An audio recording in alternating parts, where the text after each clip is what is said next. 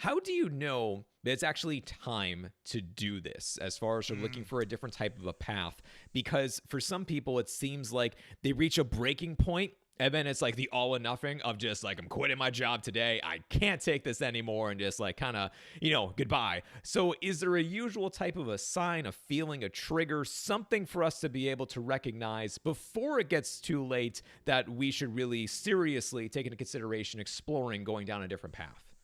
Yeah, burnout and feelings of being unfulfilled or uncertainty or the sunk cost feeling of, I spent all this money and did put in all this time, and now there isn't a job in my field. I went through that.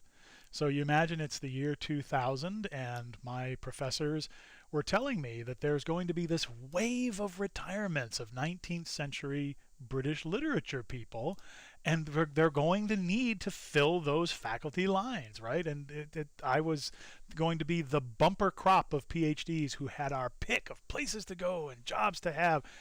And readers, it didn't happen that way, right? So people retired and they didn't replace the faculty lines because things were shrinking, and budgets and economy and all kinds of other things. The hard numbers of when I got my PhD. In North America, there were 425 of us with 19th century British literature specializations of some kind. So Romanticism, Victorianism, the art historians, the literature people, the historians themselves.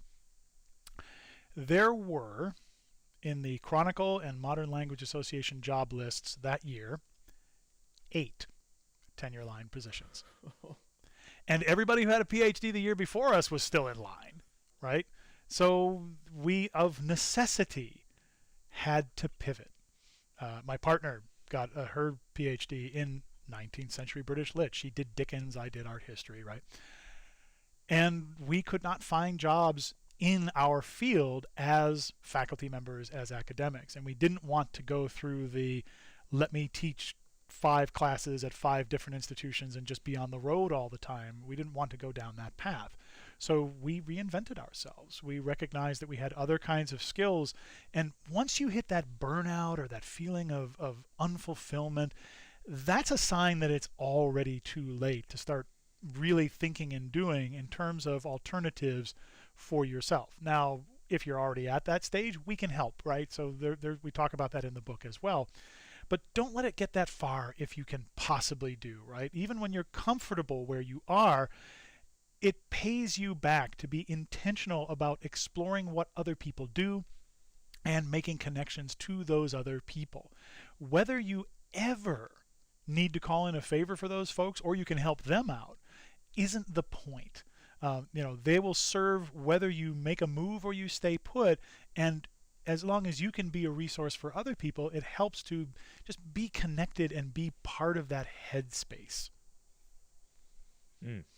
All right. So hypothetically speaking, I am connected to the headspace, as you just said. I am recognizing that there are patterns. Things are not going so well for me.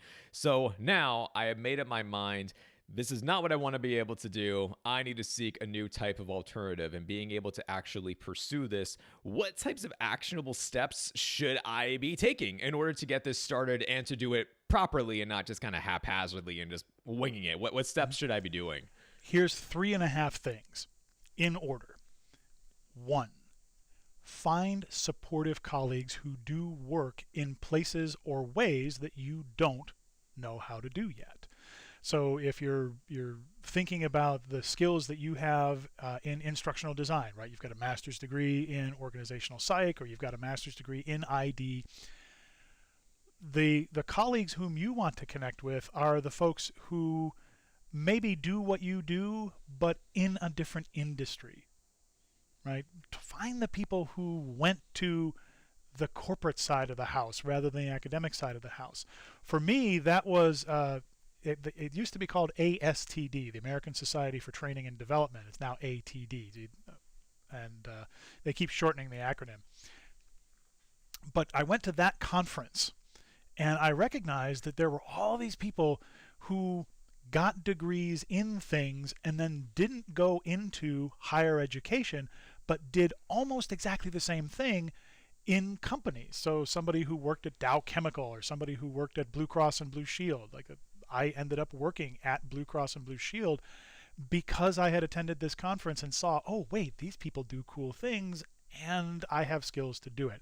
So finding those supportive colleagues who are in the industries and asking people, start if you're a graduate student or you're in an academic position now, start by asking your faculty colleagues, hey, where do your students get jobs?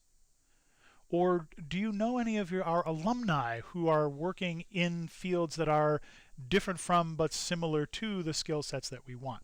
So step one is find those colleagues and actually talk to them about what they do. Ask for those informational interviews. Ask for 15 minutes of somebody's time over coffee or Zoom. The second one, two, is do your own skills inventory. Think about the academic things that you do. I know how to write a research paper.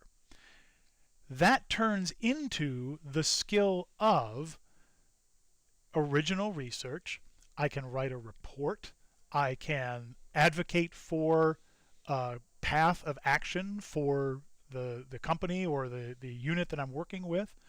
I ran department meetings because nobody else would do it. Everybody else stepped backwards, right? But I ran department meetings for 3 years. I know how to coordinate teams of people. I know how to, work on the politics of an institution or an organization, and I know how to document the work that we're doing. Those are all transferable skills, and one of the things that helps when we do skills inventories is we translate from academia speak, that if you just handed somebody your resume and said, hey, I want to work with you, and they said, what is all of this, right? I don't understand this. Help translate that into language that folks in industry will understand, or folks who work in higher education but outside of departments and schools. The third piece is to think about your career planning as a self-defined path.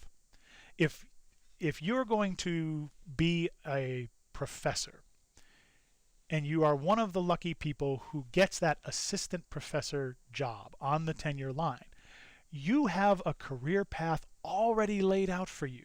You spend your time at assistant, you do these things, you get promoted to associate professor, then full professor, you get tenure, all of that business. That's a 30-year career right there laid out in front of you, and all the steps are clear and visible.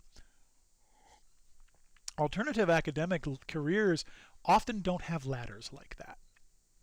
So in the book we talk about how to recognize positions that are equivalent steps. Talking about if you're at an operational level now and you want to go into supervision, the next bump up from assistant to associate professor, you're looking for an associate director position or a director position of a unit someplace.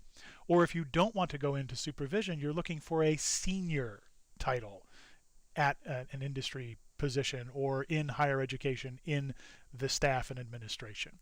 So there's lots of different ways that you can put your career ladder together, and instead of going straight up rung to rung on that ladder, an alternative academic career path often zigzags. We often move in and out of higher education. I did so myself. We often will work, Luke, you talked about your resume, lab manager, instructional designer, director of a thing, grants person. You've worn many, many hats yourself.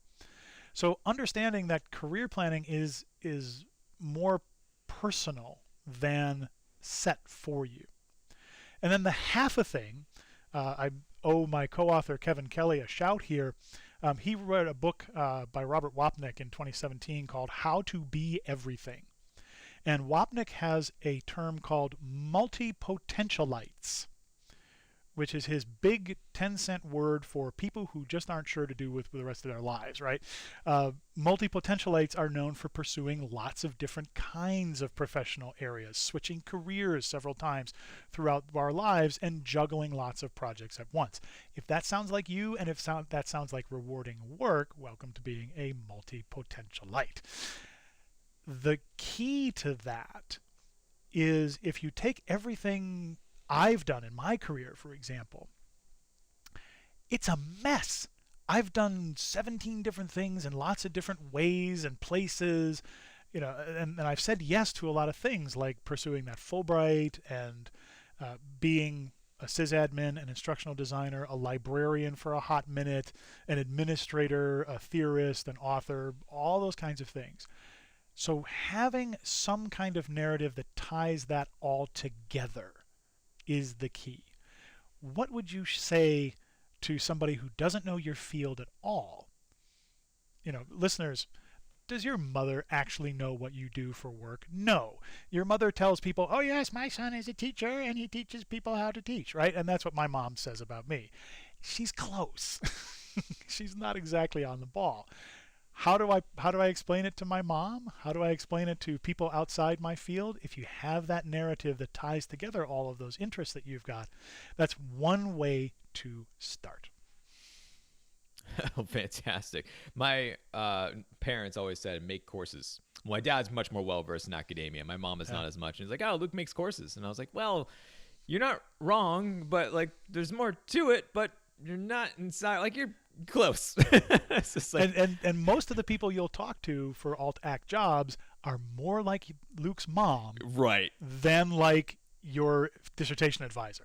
So that's something to think about. Exactly. But I love going back to your point, Tom, talking about that inventory type of a skill set and thinking about that too, because one of the things that I tell for a lot of folks who are trying to become instructional designers specifically nowadays is I think about like, well, think about backward design. We start first with our goals and then we work our way backwards. So if you wanted to be able to look at a current job posting as far as for your dream job of where do you want to work. So if Google is hiring for an instructional designer, read that job posting, see what they're looking for in a candidate, and then think about yourself, do some reflection. And then I guarantee you're going to recognize you're like, oh, I do have these skills. And like what you were just saying, like, yes, their terminology is different. They might say X, I really mean Y, but really it's still there. And then it becomes massaging that type of information to make sure that it's accurately conveying what it is that you really do. Exactly. And then there you go. And then you're on that path.